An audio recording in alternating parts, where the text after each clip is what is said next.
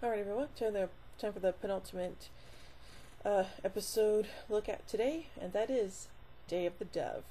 Here we go. The Federation starship USS Enterprise responds to a distress call from a human colony on Beta 12A, but on arrival find no signs of any type of human settlement. A landing party, including Captain Kirk and Ensign Chekhov, beam down to investigate when they are suddenly surrounded by Klingons that have transported from their own orbiting vessel. Commander Kang accuses the Enterprise crew of firing upon their vessel and demand their surrender. Suddenly, Chekhov tries to attack the Klingons, claiming they had killed his brother, Pyotr. Kang subdues him and uses an agonizer device to torture Chekhov, forcing Kirk to agree to surrender. However, on contacting the ship, Kirk surreptitiously warns First Officer Spock after asking for transport.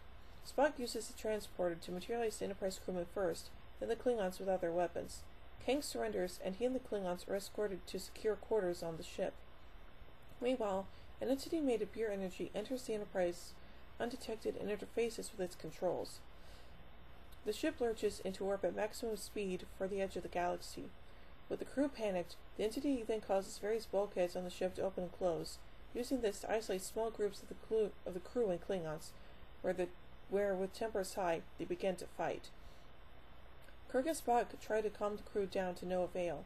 Spock discovers the presence of the entity, apparently feeding off the violent emotions. When Kirk is told by Lieutenant Sulu that Chekhov never had a brother, the crew realize that the entity is capable of instilling false memories in order to trigger aggression. Kirk believes that if he can get to Kang, the Klingon commander can help stop his crew from fighting and return the ship to normal. Kirk works his way through the various scuffles aboard the ship, and comes across the Klingon Mara, Kang's wife, who has been cornered by Chekhov, still seeking revenge. Kirk sees that Mara's clothing has been torn, so he punches Chekhov out.